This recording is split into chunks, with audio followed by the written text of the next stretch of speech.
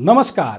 विश्व वातावरण दिवसको पूर्व सन्ध्यामा आयोजित यो विशेष छलफल कार्यक्रममा यहाँलाई हार्दिक स्वागत छ।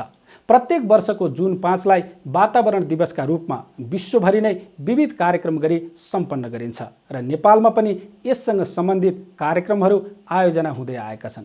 यो वर्षको राष्ट्रिय कार्यक्रमहरू चाहिँ कस्ता छन्, अहिलेका वातावरणसँग सम्बन्धित मुद्दाहरू के छन् र ती मुद्दाहरूको सम्बोधन कसरी गर्न सकिन्छ त? मूलतः आज हामी यिनै विषयवस्तुहरूमा केन्द्रित हुनेछौँ।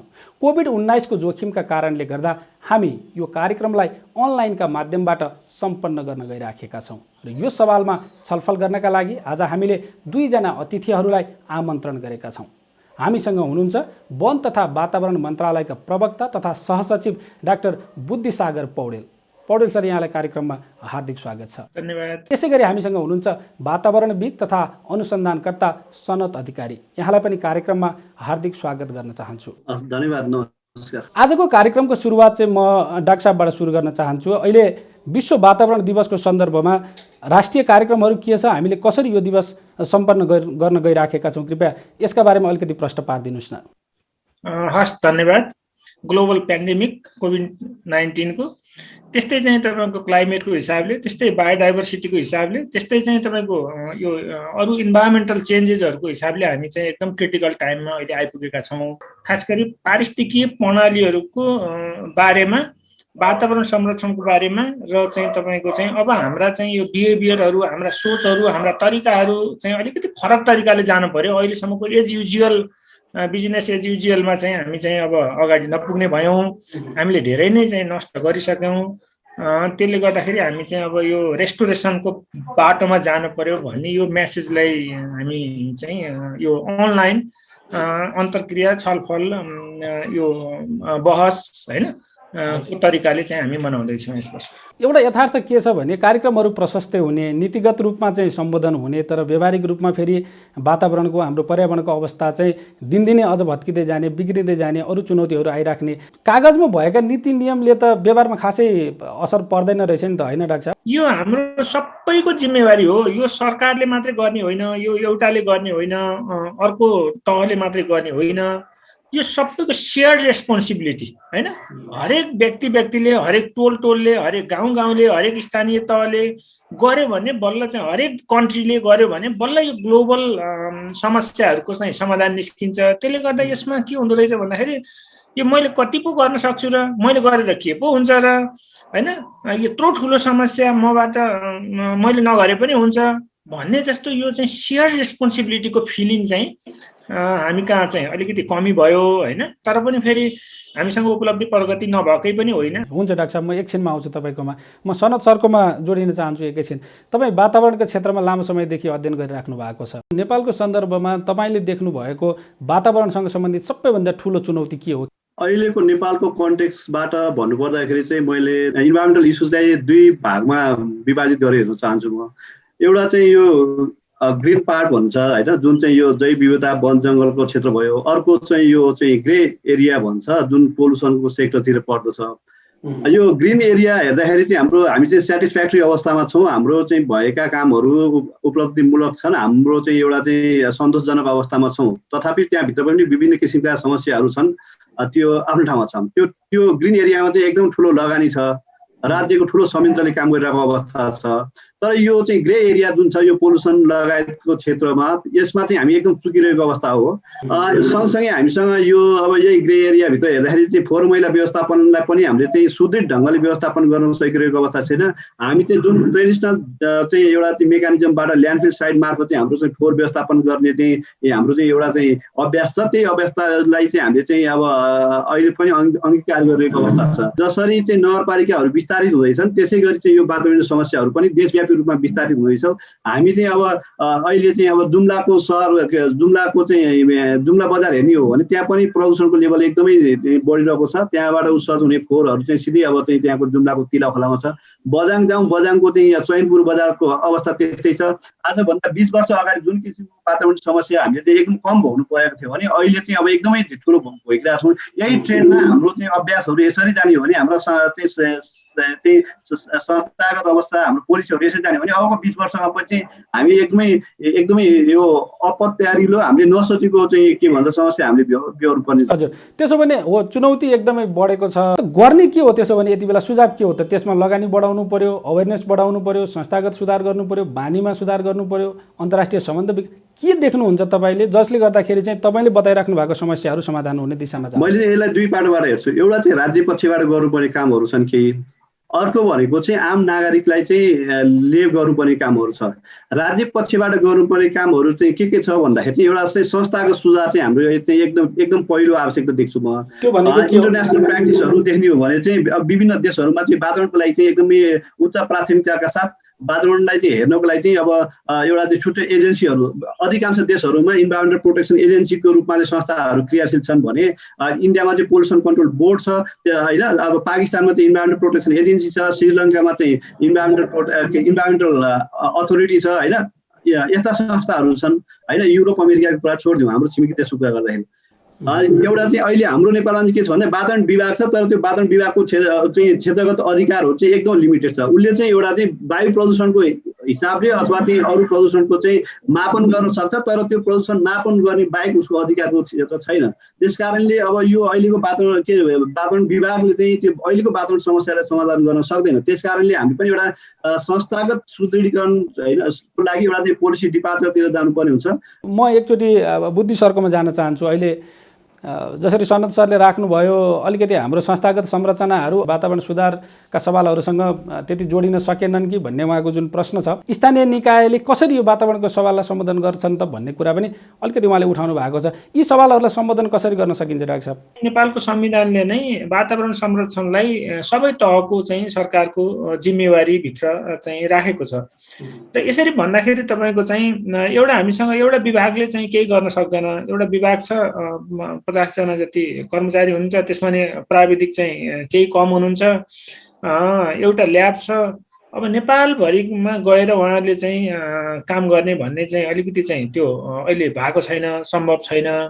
त्यसले गर्दाखेरि अब यो स्थानीय तहमा, प्रदेश तहमा होइन सबै मिनिस्ट्रीहरूले, सबै लाइन एजेन्सीहरूले चाहिँ तपाईँको वातावरणलाई चाहिँ अलिकति चाहिँ मेन स्ट्रिमिङ गरिदिनु पर्यो। अर्को चाहिँ अहिलेको समसामयिक यो समय सान्दर्भिक पनि छ र विषयसँग पनि सम्बन्धित हुन्छ होला, अहिले खुबै चर्चा पाइराखेको छ चुरे संरक्षणको कुरा। यो खास के हो डाक्टर साहब, अलिकति बताइदिनुहोस् न, एकदमै कन्ट्राडिक्सन छ बजारमा। चुरे संरक्षणको विषयमा चाहिँ अब नेपाल सरकारको आगामी आर्थिक वर्ष 78-79 को चाहिँ बजेट वक्तव्यको सार्वजनिक जानकारीमा चाहिँ यो आएपछि यो चाहिँ अलिकति सबैको चासो चाहिँ यसमा देखिएको छ र यसमा चाहिँ थप प्रश्न पनि भइसकेको जस्तो छ। अहिले पहिला अलिकति क्ल्यारिटी नभएको हुनाले केही चाहिँ उहरू हामीलाई चाहिँ यो चाहिँ चिन्ता र चासोहरू व्यक्त गर्नुभएको थियो।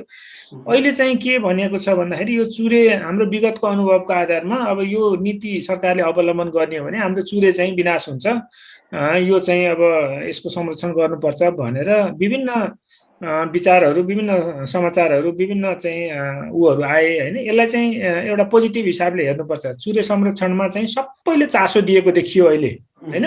हाम्रो सबै तहबाट, सबै क्षेत्रबाट अभियन्ताहरूले, सबै चाहिँ संरक्षण कर्मीहरूले होइन, राजनीतिक दलहरूले चाहिँ, नेताजीहरूले सबैले चाहिँ वातावरण संरक्षण गर्नुपर्छ, चुरेलाई विनाश गर्न हुन्न भन्ने कुरामा एक हिसाबले यो यसलाई स्पिरिटको कुरा गर्नुहुन्छ भने उहाँहरूको चाहिँ यो भाषाहरू फरक फरक होला। अब चाहिँ त्यो आफ्नो विभिन्न संस्थाहरू उहाँले रिप्रेजेन्ट गर्नुहुन्छ, तर यो सबैको चिन्ता र चासोको विषय चाहिँ बन्यो चुरे संरक्षण र चाहिँ चुरेको चाहिँ अत्याधिक दोहन हुन दिन हुँदैन, यसलाई चाहिँ संरक्षण गर्नुपर्छ। यहाँ चाहिँ यो चाहिँ इकोनोमिक हिसाबले चाहिँ यो चाहिँ ढुङ्गा गिटी बालुवा निकाल्दै बेच्दै भन्ने कुरा चाहिँ चुरेको हकमा चाहिँ गर्नुहुन्न भन्ने जस्तो उहाँहरूको चिन्ता र चासो व्यक्त भएको हिसाबले चाहिँ अर्थ मन्त्रालय, हामीले वन तथा वातावरण मन्त्रालयबाट पनि हामी चुरे संरक्षण प्रति एकदम प्रतिबद्ध छौँ। हामीले चाहिँ राष्ट्रिय गौरवको आयोजनाको रूपमा चुरे संरक्षण कार्यक्रमहरू सञ्चालन गरिराखेका छौँ।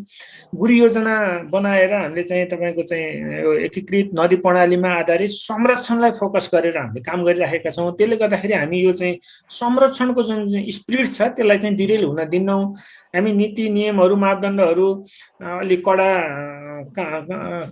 यो चाहिँ कार्यान्वयनमा गिटी लैजान्छौँ। बालुवा निर्यातको कुरा चाहिँ के हो डाक्टर साहब? त्यसो भने गिटी बालुवा यही हिसाबले जाँदै गर्ने हो भनेदेखि त त्यहाँको स्थानीय बासिन्दाको जनजीवन त सङ्कटमा पर्ने भयो भने राखेका छन् विज्ञहरूले। हो चाहिँ के खास? अनि ढुङ्गा गिटी बालुवाको विषयमा त तपाईँको चाहिँ अब यो चुरे क्षेत्र, भावर क्षेत्र र संवेदनशील नदी प्रणालीको ठाउँभन्दा बाहेकबाट चाहिँ सरकारले चाहिँ खानी खोला जन्ने पदार्थ सङ्कलन मात्रै गर्ने होइन कि खानी बनाएर व्यवस्थित तरिकाले यो भूगर्भ विभागले चाहिँ पहिचान गरेका ठाउँमा वातावरणीय अध्ययन गरेर त्यसको उल्लेखनीय असर नपर्ने ठाउँमा चाहिँ हामी खानी जान्नेमा जान्छौँ भन्ने एउटा नीतिगत दृष्टिकोण हो भनेर अर्थ मन्त्रालयबाट पनि प्रष्ट भइसकेको छ यसमा।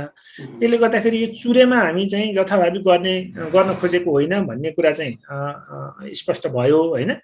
र हामी पनि यो चुरे संरक्षणमै चाहिँ प्रतिबद्ध छौँ। यो संवेदनशील भू बनोट छ, यसको चाहिँ विभिन्न आयामहरू छन् भनेर यसलाई चाहिँ थप हुनाले फेरि जोडिन्छु सरसँग। सनत सर, तपाईँले पनि यो चुरेको अहिलेको केसलाई नजिकबाट हेरिराख्नु भएको छ। खास गरी एकातिर नागरिक समाज र मिडियाको चित्रण र सरकारको चाहिँ पछिल्लो क्ल्यारिफिकेसनहरू पनि हेर्नु भएको छ।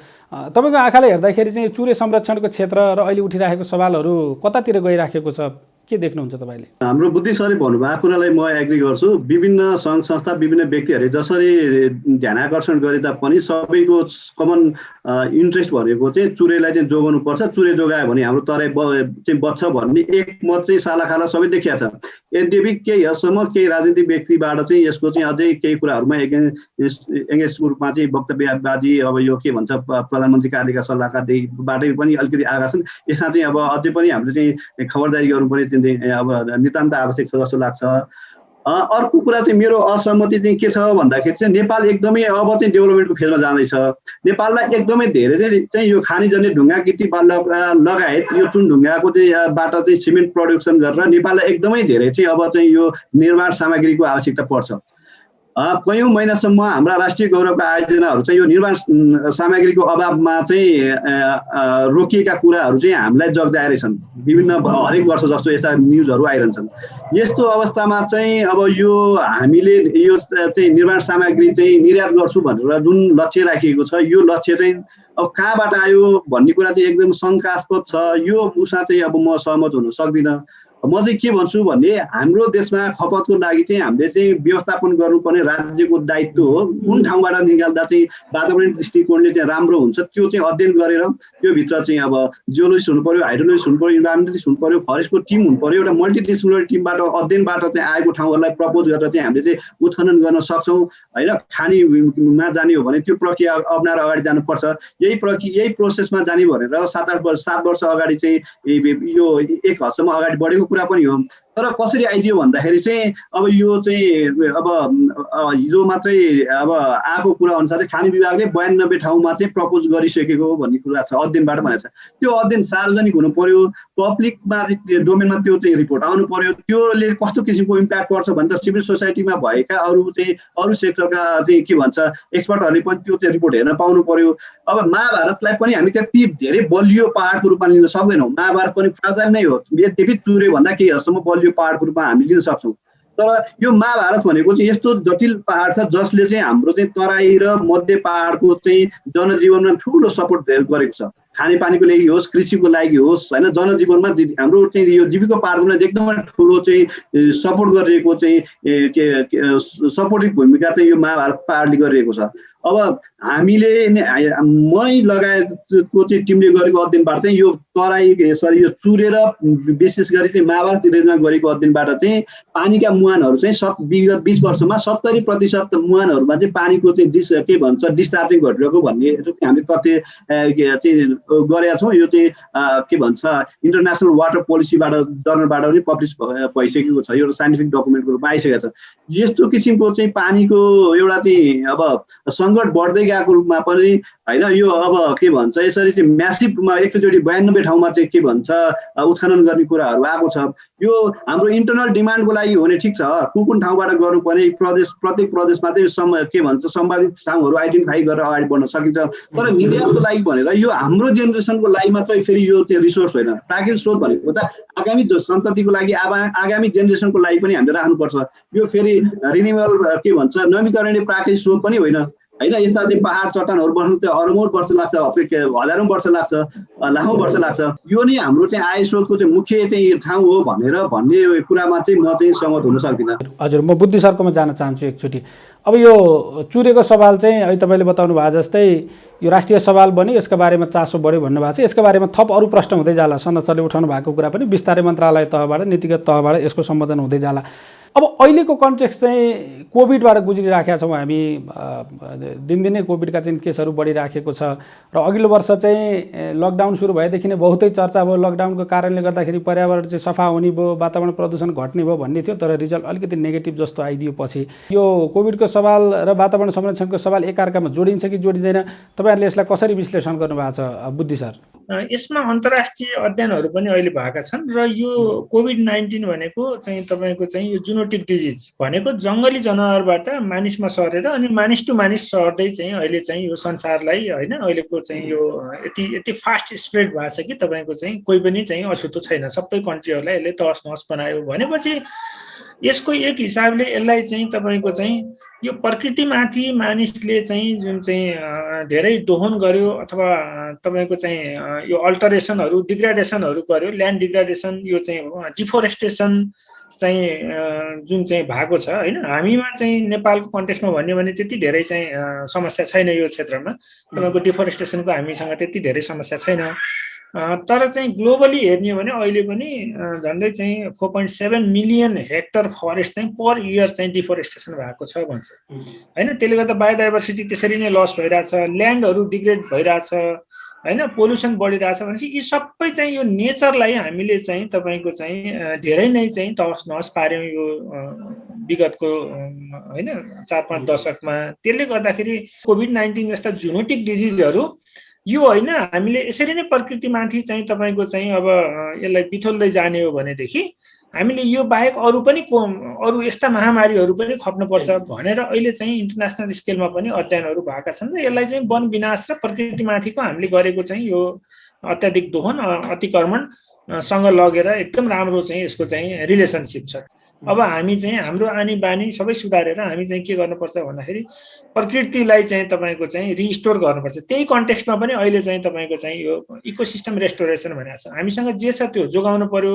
जे हामीले बिगारिसक्यौँ विगतका दशकहरूमा अहिलेसम्म त्यसलाई हामीले रिस्टोर गऱ्यौँ भने हामी चाहिँ यस्ता यो प्रोबेबिलिटी अफ यो चाहिँ जुनोटिक डिजिजहरू यस्ता कोभिड-19 जस्ता महामारीहरू चाहिँ कम हुन्छन्। त्यसले गर्दाखेरि हामी चाहिँ अब ब्याक टु नेचर अथवा चाहिँ प्रकृतिको संरक्षण अथवा रेस्टोरेसनतिर हामी लाग्नुपर्छ भन्ने चाहिँ यसको चाहिँ यो इन्टरनेसनल यो थिमको पनि त्यो मेसेज छ। सनत सर, कोभिड र वातावरण संरक्षणको सवाल कतिको रिलेटेड विषय हो, कसरी विश्लेषण गर्नुभएको छ तपाईँले? अहिले छेडीको हिसाबले हेर्ने हो भने चाहिँ अब यो कोभिडको कारणले लकडाउन हुन्छ। अब यो हाम्रो जस्तो चाहिँ एकदमै अब एयर पोल्युसनको हिसाबले एकदमै अब पोल्युटेड सिटीहरूमा चाहिँ अलिकति लकडाउन गर्दाखेरि चाहिँ के हदसम्म चाहिँ यो चाहिँ एयर क्वालिटीको चाहिँ इम्प्रुभमेन्ट चाहिँ छ होइन। यो चाहिँ एकदमै सर्ट टाइमको हो, 1 महिना 2 महिना अथवा जति टाइम चाहिँ यो लकडाउन रहन्छ त्यो हो। अब अर्को चाहिँ के छ भन्दाखेरि चाहिँ यो चाहिँ पोस्ट कोभिडको फेजमा अब चाइनाको एउटा उदाहरण लिँदाखेरि चाहिँ पहिला गत वर्ष यही टाइमतिर सबैतिर ग्लोबल्ली लकडाउन हुँदाखेरि चाहिँ ग्लोबल्ली नै यो इमिसन चाहिँ घटेको र यो ग्लोबल्ली कार्बन डाइअक्साइडको मात्रा चाहिँ केही हदसम्म घटेको चाहिँ एउटा चाहिँ होइन यो चाहिँ रियल टाइम डेटा अनुसार चाहिँ एकदमै हेर्न सकिन्थ्यो। तर अहिले चाहिँ यो पोस्ट कोभिड फेजमा चाहिँ चाइनाको हिसाबमा गर्दा चाहिँ अब अहिले गत वर्ष चाहिँ यो कोभिडको लकडाउन टाइमपछि उसको चाहिँ 5% चाहिँ बढी चाहिँ इमिसन भइरहेछ होइन कार्बन डाइअक्साइड। अब यसरी हेर्दाखेरि चाहिँ अब त्यो के भन्छ जुन टाइम उनीहरूले चाहिँ अब लस इकोनोमिक लस हो त्यसलाई चाहिँ फेरि उनीहरूले चाहिँ एकैचोटि चाहिँ त्यसलाई चाहिँ अब त्यो इकोनोमिक लसलाई चाहिँ रिभाइभ गर्नु चाहिँ अब चाहन्छ, अब त्यो गर्ने प्रयास गर्दाखेरि चाहिँ के भन्छ इमिसन बढेको देखिन्छ। अब अर्को यो लोकल्ली हेर्दाखेरि चाहिँ यो चाहिँ अब नेपाल जस्तो अथवा एलडिसी अब जहाँ चाहिँ अलिकति म्यानुअली वेस्ट म्यानेजमेन्टको चाहिँ हिसाबका कामहरू गरिन्छ, त्यसरी हेर्दाखेरि चाहिँ यो कोभिड इन्फेक्टेड चाहिँ के भन्छ पेसेन्टहरूबाट चाहिँ निस्किने जुन वेस्ट छ त्यसको म्यानेजमेन्ट चाहिँ एकदम ठुलो च्यालेन्ज छ। नेपालको केसमा हेर्दाखेरि पनि अब वेस्ट वर्कर्सहरू चाहिँ अब झन्डै काठमाडौँ भ्यालीमा मात्रै हेर्दाखेरि 15,000 भन्दा बढी वेस्ट वर्करहरू हुन्छ। उहाँहरूको हेल्थको हिसाबले उहाँहरूको फ्यामिली लगायत अब यो किसिमको चाहिँ अलिकति अब एकदमै इम्प्याक्ट देखिने टाइपको चाहिँ अब देखिन्छ। हजुर सर, त अहिले अगाडि अलिकति सरले जोड्न खोज्दै हुनुहुन्थ्यो वातावरण संरक्षणको सवाल भनेको चाहिँ एउटा त राज्य पक्षीय जिम्मेवार बन्नै पर्यो, त्योसँग सम्बन्धित नीति निर्माण र संरचनाहरू बनाउनु पर्यो र नागरिकको पनि भूमिका हुन्छ भनेर जोड्दै हुनुहुन्थ्यो। एउटा युवा हुनुको नाताले वातावरण संरक्षणको सवालमा कसरी योगदान पुर्याउन सक्छ, नागरिकको भूमिका के हुन्छ यहाँनिर? एउटा भनेको चाहिँ एवारनेस रेजिङ र आफूले गर्ने दैनिक व्यवहारमा चाहिँ परिवर्तनको हो होइन। जस्तो कि अब हामीले अब चाहिँ अप्सन भएसम्म चाहिँ अलिकति इन्भाइरोमेन्ट फ्रेन्डली भएर अगाडि बढ्नुपर्ने चाहिँ देखिन्छ। अब हामीले पेट्रोलियम प्रडक्ट चाहिँ अब चाहिँ कम गर्नतिर जानु पर्यो। अब इलेक्ट्रिक कन्जम्सनलाई चाहिँ हामीले चाहिँ बढाएर हाम्रो नेपाल जस्तो केसमा चाहिँ अब के भन्छ पेट्रोलियम प्रडक्टलाई चाहिँ घटाउँदाखेरि एउटा चाहिँ अब ठुलो महत्त्व हुनसक्छ।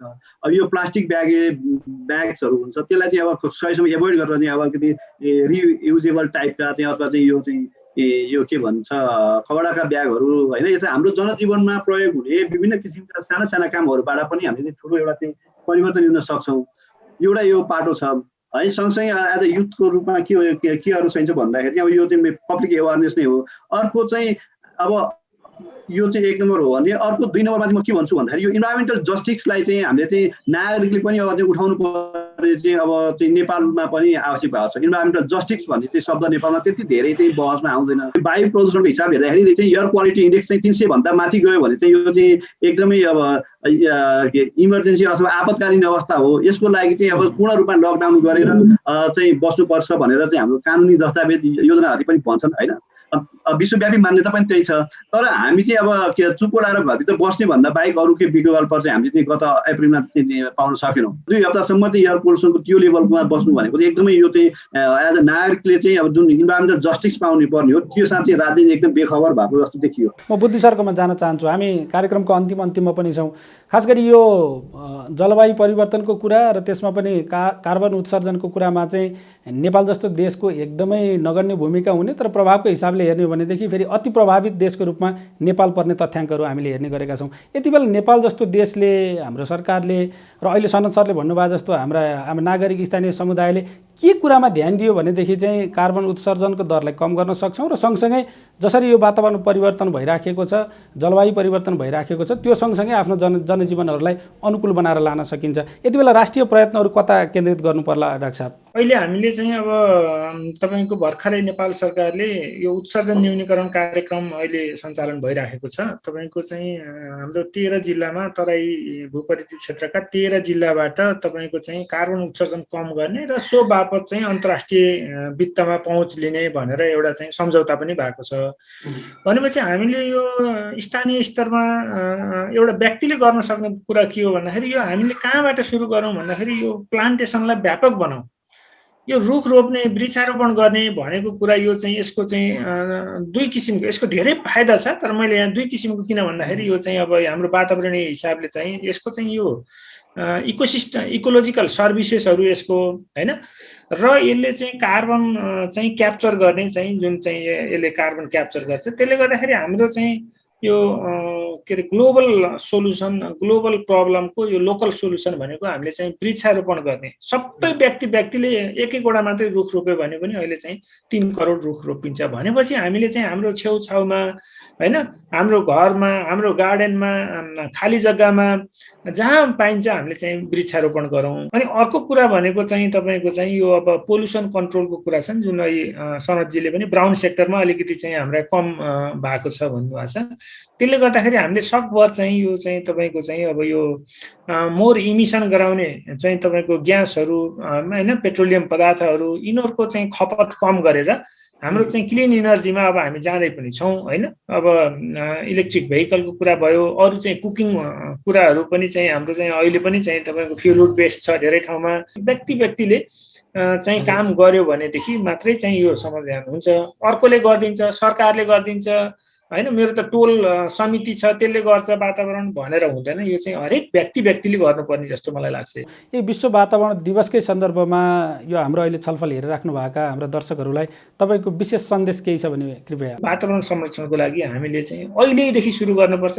हामीले अहिले गरेका कामले अलि यथेष्ट छैन, अलि धेरै काम गर्नुपर्ने छ र चाहिँ इच एक्टिभिटी गर्दाखेरि हामी वातावरण मैत्री हिसाबले चाहिँ कति चाहिँ हामीले चाहिँ कन्ट्रिब्युट गर्न सक्छौँ हाम्रो लेभलबाट अहिले अलि मोर इफोर्ट्सहरू लगाऊँ भनेर चाहिँ म सबैलाई चाहिँ अनुरोध गर्न चाहन्छु। हस्, धेरै धन्यवाद डाक्टर साहब।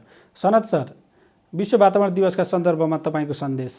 विगतको हाम्रो केही वर्ष अगाडि र अहिलेको अवस्था हेर्दाखेरि भोलिका आउने दिनमा चाहिँ हामी अलिकति वातावरणीय दृष्टिकोणबाट अलिकति धेरै सङ्कटमा पर्दैछौँ कि भन्ने चाहिँ यो जगजाहेर हुँदै गएको छ। त्यस कारणले नागरिकको तर्फबाट हामी अलिकति एउटा चाहिँ हामीले गर्नुपर्ने दायित्व बोध गर्दै वातावरणलाई सन्तुलन राखेर अगाडि सबै कामहरू गर्नुपर्ने देखिन्छ भने अर्को चाहिँ यो स्वच्छ वातावरणमा बाँच्न पाउने जुन हाम्रो संवैधानिक हक छ त्यो संवैधानिक हकलाई चाहिँ हामीले चाहिँ एउटा उठाउनको लागि अलिकति नागरिक तर्फबाट अलिकति जागरुक हुनुपर्ने पनि त्यो अवस्था चाहिँ देख्दछु मैले। अब अर्को चाहिँ यो जलवायु परिवर्तनको जुन अवस्थाबाट हामी एकदम जर्जर अवस्थामा छौँ होइन। बुद्धि सरले चाहिँ अलिकति यो चाहिँ कार्बन फाइनेन्सिङ र त्यसको चाहिँ अब इन्सेन्टिभ्सको बारेमा कुरा गर्नुभयो। तर अर्को हाम्रो जस्तो एकदम अल्प विकसित देशहरू जुन चाहिँ हाम्रो चाहिँ अब एकदमै कम भूमिका छ जलवायु परिवर्तनको चाहिँ को लागि, तर हामी एकदमै प्रताडित भएर बस्नु परेको जलवायु परिवर्तनबाट यो जलवायु परिवर्तन अनुकूलनलाई चाहिँ एकदमै स्थानीयकरण गर्दै हामीले गर्ने जुन एक्टिभिटिजहरू छ त्यसलाई चाहिँ जलवायु परिवर्तन जलवायु मैत्री र वातावरण मैत्री बनाउँदै अगाडि लानुपर्छ भन्ने लाग्छ। हस्, यो समयको लागि तपाईँलाई धेरै धन्यवाद। हस्, धन्यवाद।